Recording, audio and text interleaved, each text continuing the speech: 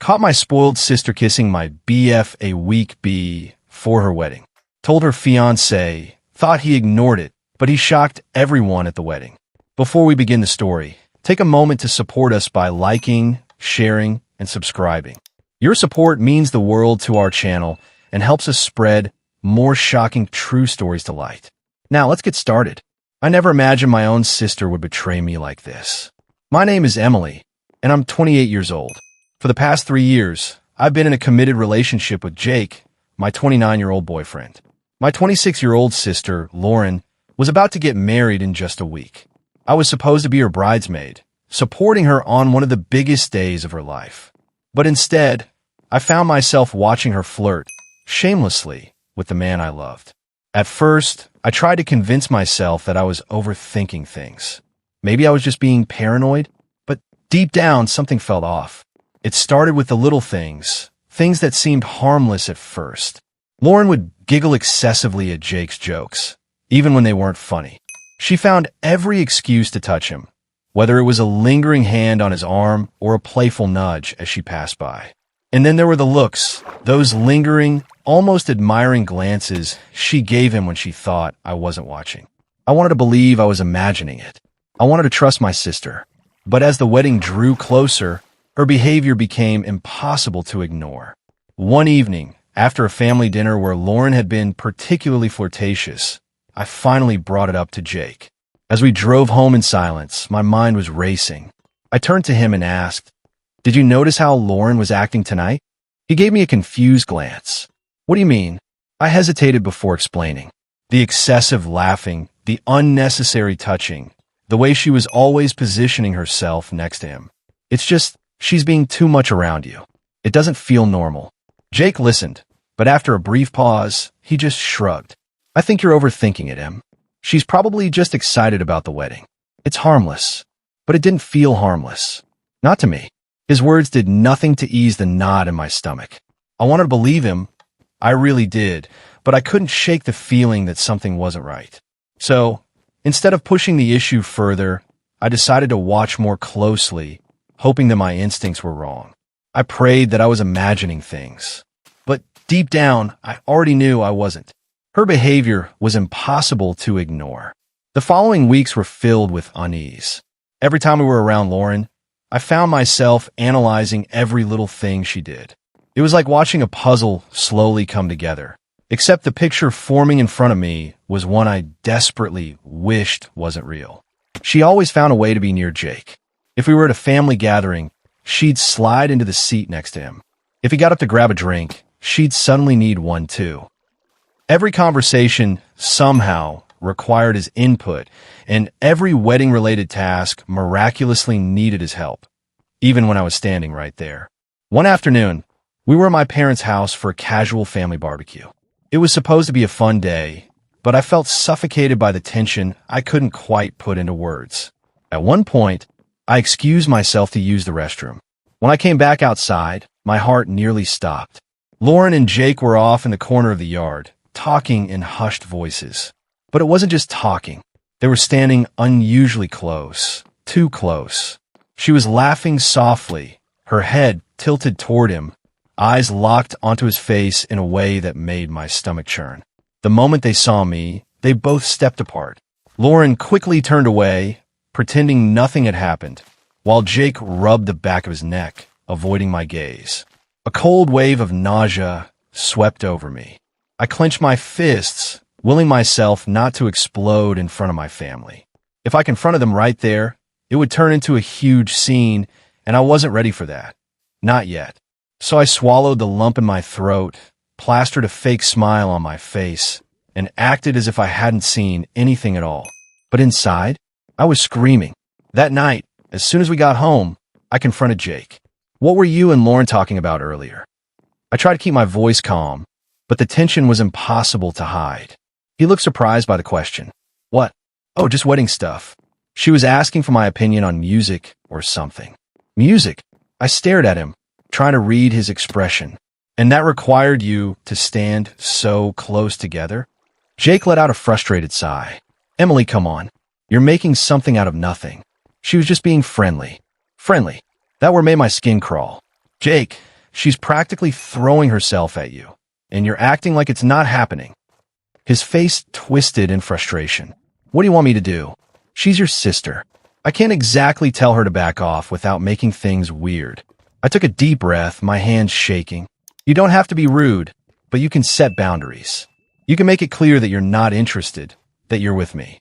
Jake ran a hand through his hair. "I don't need to make anything clear because I'm not interested in her, Emily.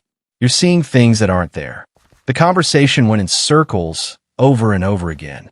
No matter how hard I tried, he refused to see what was right in front of him. By the time we went to bed that night, nothing was resolved. And for the first time in years, I lay awake beside him, wondering if I even knew the man I loved anymore. I had to confront my sister. The next morning, I made a decision. If Jake refused to acknowledge what was happening, I'd go straight to the source. I called Lauren and asked her to meet me for coffee. She sounded cheerful, completely unaware of the storm brewing inside me. When I arrived at the cafe, my hands trembled as I stirred my coffee. Meanwhile, Lauren was practically glowing, chattering about wedding plans as if nothing was wrong. I couldn't take it anymore. "Lauren, we need to talk." My voice was sharper than I intended, but I didn't care. She blinked at me, confused by my sudden change in tone. "What's wrong?" I took a deep breath. "I've noticed the way you've been acting around Jake. The flirting, the unnecessary touching, the way you always find excuses to be near him. It needs to stop." Lauren's expression shifted from confusion to indignation. "Flirting? Are you serious?" "Emily, you're being ridiculous." I clenched my jaw. "Don't lie to me. I've seen it. I know what you're doing." She let out a short, incredulous laugh. "Jake is practically family. I was just being friendly." "Friendly," I repeated, my voice dripping with disbelief. "You stare at him like he's the only person in the room. You find every excuse to touch him. And I saw you with him last night at the barbecue. You practically jumped away when I walked outside." Her face turned red, not with embarrassment, but with anger. "Wow, you really must be insecure if you think your own sister would try to steal your boyfriend." Her words hit me like a slap. "This isn't about insecurity, Lauren. It's about respect." I shot back. "You're crossing a line, and you know it." She stood abruptly, her chair scraping against the floor. "I'm not going to sit here and listen to you accuse me of something so ridiculous." Then, without another word, she stormed out of the cafe. I sat there, my heart pounding, watching as she disappeared out the door. Had I just destroyed our relationship? Or had I finally seen my sister for who she really was? The fallout begins. I sat in that cafe for a long time after Lauren stormed out. My coffee had gone cold, untouched, while my thoughts swirled like a storm inside my head. Had I overreacted? Had I really just accused my own sister of trying to steal my boyfriend? But no matter how much I questioned myself, deep down, I knew the truth. I wasn't imagining things. I had seen it. The way she looked at him, the way she positioned herself close, the way she always seemed to find a reason to be alone with him. I had done the right thing, hadn't I? When I finally got home, Jake immediately noticed something was wrong. "What happened?" he asked, concern etched across his face. I hesitated, but then I told him everything. The conversation, her denial, the way she lashed out and called me insecure. As I spoke, his expression darkened. But instead of the anger I expected, it was frustration. "Emily, I think you made a huge mistake," he sighed. My stomach dropped. "A mistake." He ran a hand through his hair. "Lauren's about to get married, and you just accused her of something awful. Of course, she's upset. So you're taking her side?" I snapped, feeling the heat of betrayal creep up my spine. "No, I'm not taking sides," he insisted. "But I still don't think she was flirting with me. And even if she was, confronting her like that wasn't the way to handle it." His words felt like a slap. I had expected him to stand by me, to believe me. But instead, he was more worried about Lauren's feelings than the fact that she had been all over him for weeks. Tears burned my eyes. So what was I supposed to do? Just sit back and ignore it? Jake sighed, stepping closer. "I just think you overreacted, Em. Maybe if you had talked to me more before going after her like that, we could have figured out a different way to handle it." My heart cracked. "So this is my fault?" I whispered. He hesitated, then shook his head. "No, that's not what I'm saying. But the damage was already done. We went to bed that night without resolving anything. And for the second night in a row, I lay awake, staring at the ceiling, feeling completely and utterly alone. The tension reaches a breaking point. The next few days were unbearable. Lauren wasn't speaking to me.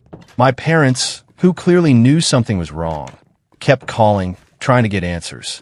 And Jake, he was distant. Not cold, not cruel, but distant. Like he was tired of this whole situation and just wanted it to go away. Meanwhile, I felt like I was drowning. Then, a week before the wedding, everything fell apart. I had decided to go to my parents' house, hoping to talk things through. Maybe if I could get them to see my side, they'd help mend the rift between Lauren and me. Maybe, just maybe, I could fix this before the wedding. But fate had other plans. As I walked up to the front door, I heard voices low, hushed tones, coming from the side of the house. Something about the way they spoke made me pause. Then, curiosity got the best of me. I stepped quietly toward the garden, peeking around the corner. And what I saw shattered me. Lauren and Jake were pressed together behind a large plant, hidden from view, or so they thought. Her arms were wrapped around his neck. His hands rested dangerously low on her waist. Their lips were locked in a deep, unmistakable kiss. I felt like the air had been punched out of my lungs. For a moment, I couldn't move. I couldn't breathe. My brain refused to process what my eyes were seeing. But then, reality slammed into me like a freight train. A surge of fury, of heartbreak, of raw, gut-wrenching betrayal shot through my veins. And before I could stop myself, the words exploded from my mouth. What the hell is this? They tore apart instantly, spinning to face me. Jake looked horrified, his mouth opening and closing like a fish gasping for air. Lauren? She went pale, her hands trembling as she tried to stammer out an excuse. Emily, it's not. Don't. My voice cracked. Tears blurred my vision. Don't you dare try to lie to me. Jake took a hesitant step forward. Emily, please, just let me explain. Explain. I let out a hollow, humorless laugh. You want to explain why you're making out with my sister behind my parents' house? A week before her wedding, neither of them spoke, because there was nothing they could say. Tears spilled down my cheeks as I shook my head, my entire body trembling with rage and heartbreak. How could you? I whispered. My own sister? My own boyfriend? Lauren finally choked out a sob. I'm so sorry. Emily, we didn't mean for this to happen. Didn't mean for it to happen. My voice was raw. Then why did it? Why? Silence. Because they had meant for it to happen. Maybe not at first. Maybe it started as harmless flirting.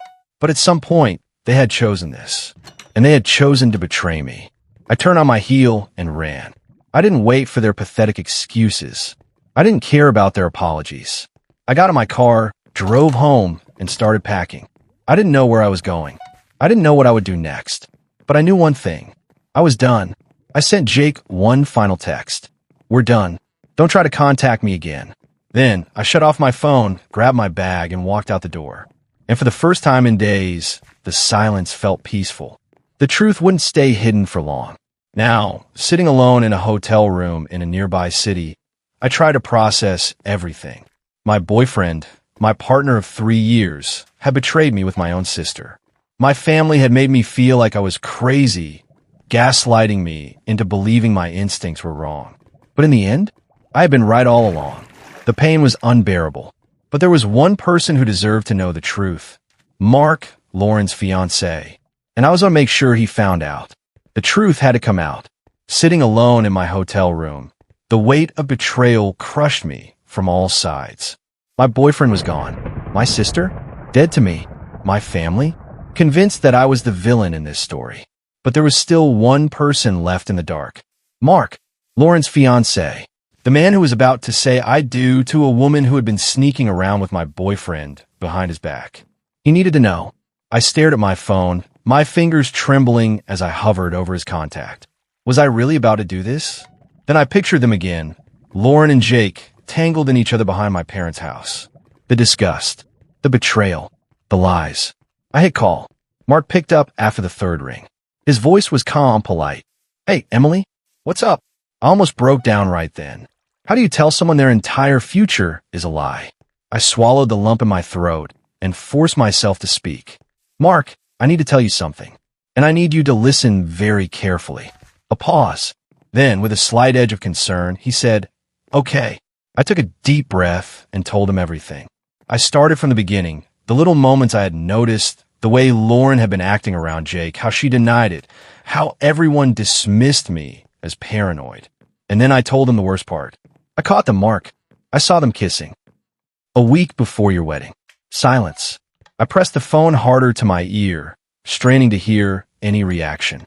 But there was nothing, just quiet breathing on the other end. "Mark," I whispered. Finally, he spoke. His voice was eerily calm. "You're sure about this?"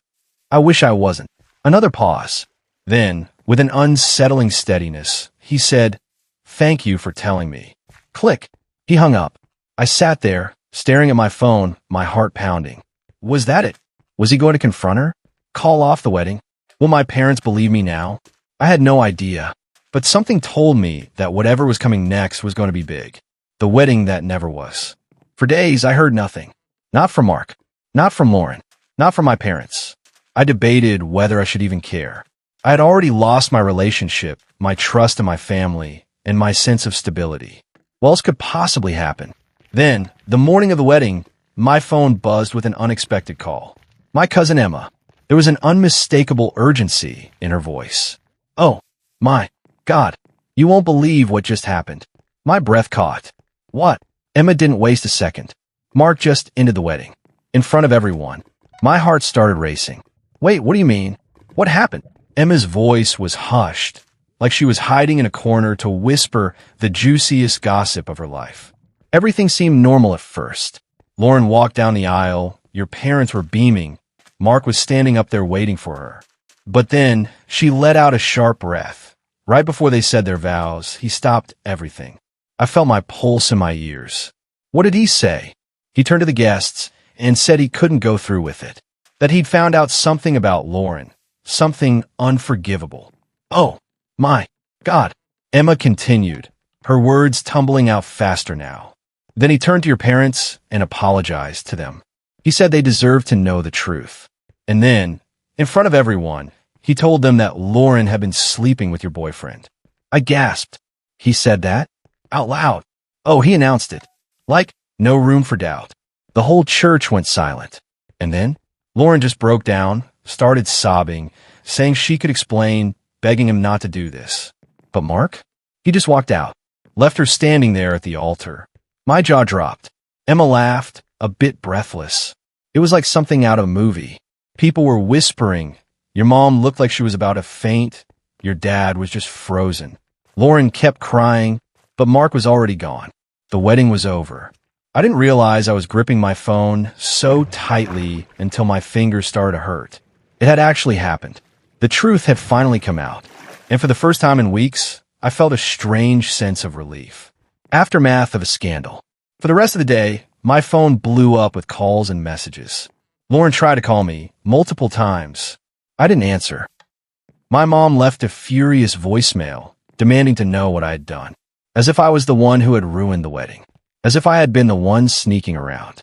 Jake, he didn't even try. I guess he knew there was nothing left to say. And Mark? He never reached out again. But I didn't blame him. He had lost just as much as I had. Maybe even more. Days turned into weeks. My parents eventually stopped being angry and started being disappointed. Which, honestly, was even worse. Lauren? Well, she had officially become the family's walking shame. She went quiet for a while after the wedding disaster, but when she did start talking again, she played the victim. Said she had made a mistake, that she had been confused, that she never meant to hurt anyone. But me? I knew better. She hadn't made a mistake. She had made a choice. And I would never, ever forgive her for it. Moving forward, healing from this wasn't easy. Some days I was fine. Other days, the weight of betrayal hit me all over again. I had lost my relationship, my trust in my sister, and, in many ways, the support of my family. But I had gained something too. I had learned to trust my gut. Everyone had told me I was being paranoid, that I was making things up, but in the end, I had been right all along. So, to anyone out there who's ever been made to feel crazy for trusting their instincts, don't doubt yourself. Don't let anyone gaslight you into thinking your feelings are invalid. And most importantly, never let anyone, not even family, convince you to ignore the truth. If you enjoyed this story, don't forget to hit that like button, share this video with your friends, and subscribe for more real-life family dramas. Let me know in the comments what you think about today's story. Was it fair or totally messed up? See you in the next one.